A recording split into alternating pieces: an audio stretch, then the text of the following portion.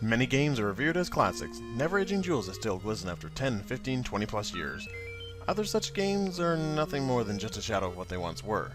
This is Rioshoa, and welcome to Aging Gaming.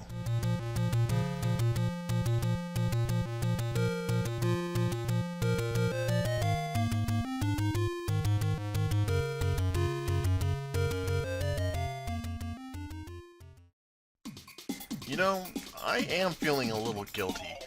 Mario is a very big name in the world of gaming. During the times of old, he was truly super, when I was a kid. How did I repay that childhood of wonder?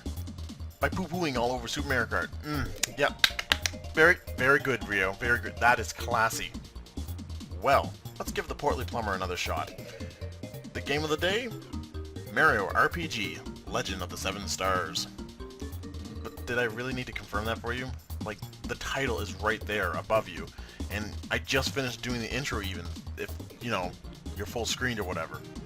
I'm pretty sure your attention span isn't that short. Fun fact, this game was the first direct collaboration between Square Equinox, whatever they call themselves at the time, and Nintendo. And Mario's game history to this point was quick-paced action, while jumping through stages en route to save the day. But to make this RPG work, Nintendo and Square had to make a slower, story-driven game involving turn-based combat. For the famous Super Mario, this was a major change. Sure, now there's been nearly a dozen RPG games, starring Mario himself, but this was a considerable gamble. But it paid off, as it became one of the most well-known and hugest hits on the Super Nintendo. Hence why I'm now here to see if this game has actually aged poorly or not. I don't recall a single childhood friend that hasn't played and loved this game. It seemed that Mario RPG really took the best of both worlds.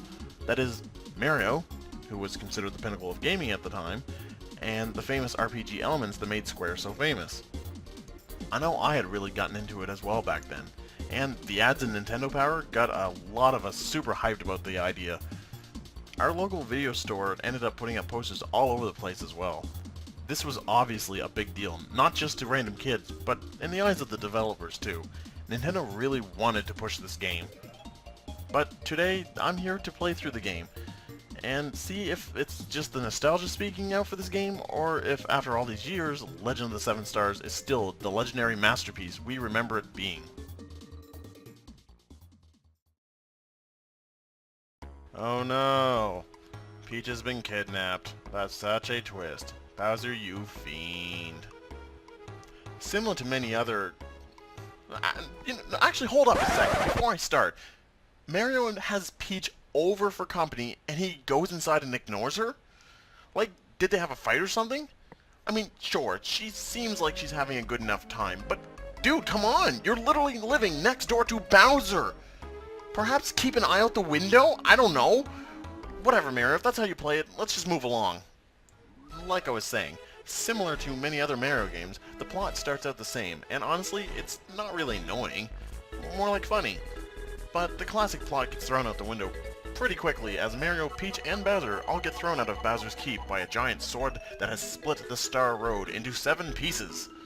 It's up to Mario and a rather odd crew to collect the star pieces and defeat Smithy and his weapon-based gang. In your adventures, you'll traverse forest, sea, volcano, and even clouds. Well, check Atmosphere off the list of giving the Mario World 5. It's just like the 2D adventures in that front.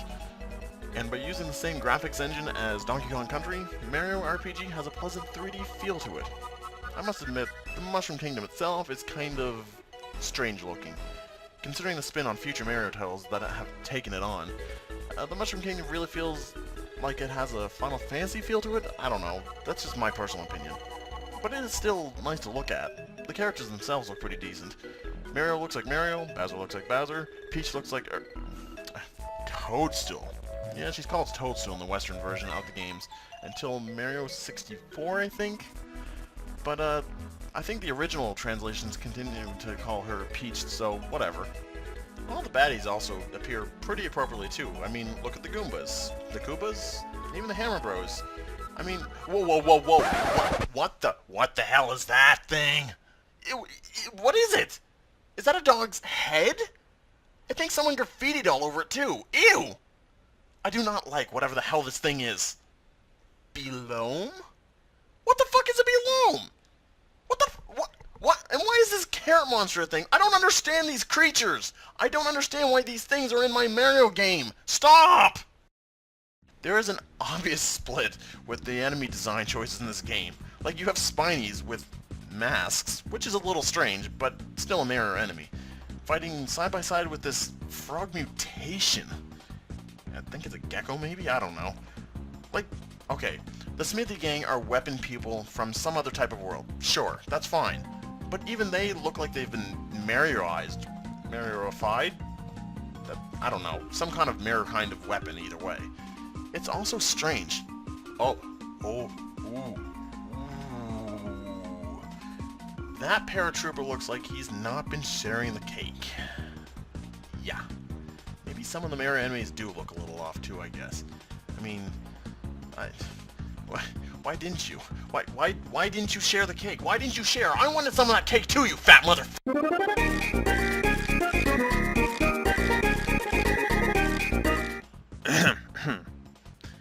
Anyways, moving on to the gameplay aspect, the world is displayed in an isometric view. Wait, how's that gameplay? What does isometric mean? Look, right there in the script. Moving on to gameplay, straight to the view. That makes no sense. The viewpoint relates to the gameplay. Then why are we doing the script joke? Oh, to not be funny, okay. Wait, what does isometric mean though? Huh. Faking 3D in a 2D environment? Huh. That's actually pretty cool. Thanks to this, you can basically move around in 3 dimensions, making the world your oyster, full of places to explore and cool minigames to be found around the Mushroom Kingdom. It is a bit of a platformer thanks to that, so again, check one off for the Mario vibe. But the real star of the show is the combat, as that's where most of the time is usually spent in RPGs. And I'm not gonna lie, as far as turn-based combat goes, I love it! All commands are mapped to the 4 main buttons of the Super Nintendo controller. So A is for attacks, X is for items, Y is for special attacks, and B for passive options. In combat, you simply associate your commands with a button. This is simple to understand and really easy to get used to. Honestly, I would love to see this kind of battle menu in today's RPG. I love it that much. It's kind of executed in Mario and Luigi, you know, Superstar Saga and Partners in Time and whatnot, but not quite as nicely in my opinion. On top of that, Mario RPG also introduced something called timed hits. This is a formula that allows your attacks or effects to be increased if you press the corresponding buttons at proper timing. This is something that makes the combat more engaging. It makes you feel like not only is the strategy important, but so are your reflexes, and the timing matters. Want to guard against damage? Tap a button as the hit is about to make contact. Want to do more damage? Tap a button as you're about to connect. It's really simple, tapping a button, but it beats waiting for the animation to finish. Something that actually strikes me really funny about the game is the villains. I mean, it's the Smithy gang. They're weaponized monsters. That seems cool. Fair enough. But the thing is, they're not always the opponent before you. Seriously, you spend more time dealing with other antagonists than you do with Smithy and his gang. Smithy has plans, but is not shoved down our throats. He's a paced enemy. You see Smithy's gang more than any one other villain, but you see a world filled with other characters and other dilemmas. When Smithy's gang makes an appearance, you know a star piece is on the line, and that you are playing hardball. Smithy himself may not show up until the end of the game, but his influence is made real, always. No matter who the other enemy is that you are facing, the Smithy gang will always have something bigger waiting for you. So with this, we now have a plot, a world to explore, and a combat system established. And if you've been paying attention at all, then you know that Mario RPG has succeeded at doing a great job in all 3 fronts. Are there any flaws? Well, yes, there is. The game does have some areas that feel a little more long and drawn out, such as the sunken ship, and I do feel obligated to grind just a little, along with, you know, strange character models, but it's not a deal breaker by any means. I mean, I was happy to play through this game again. It's been a while since I've done so. There is one last smaller thing I also wanted to address. Monster Town. Monster Town feels like a place that went that extra stretch for all the details. It's a place where you see different common Mario enemies living, and it's the first time that this has happened. You get to see that Toads aren't the only peaceful people in the Mario universe. Not all paratroopers work for Bowser. Goombas can have lives too, or Koopas can take up hobbies of their own. It's only one place, but it's the impression that it leaves, knowing that other sentient species do live other lives as well. There are lots of other nice touches in other towns, but here it just seems to be at its finest. It's the smaller details that separate good games from great ones. The care that a game gets will reflect back to the players who play them. Mario RPG isn't perfect. No game really is. But it's still a real treasure, with colorful characters, great gameplay, an easy but fun story, and detail to really make it a game worth coming back to time and time again. What more is there to say? Go play it if you haven't? Yeah, I guess, but do I even really need to say it at this point? I'll see you in my next review. In the end, I could not resist using this soundtrack. And what can I say? It's pretty good. That being said, thanks for making it to the end slate. I'm going to just put up that little subscribe button right there. And I'm also going to say thanks again for watching, and thanks for hitting the like button once you do, wink wink, and maybe even convincing someone else to subscribe as well. Just saying, you know, just gonna put that out there. Anyways, see you in the next one.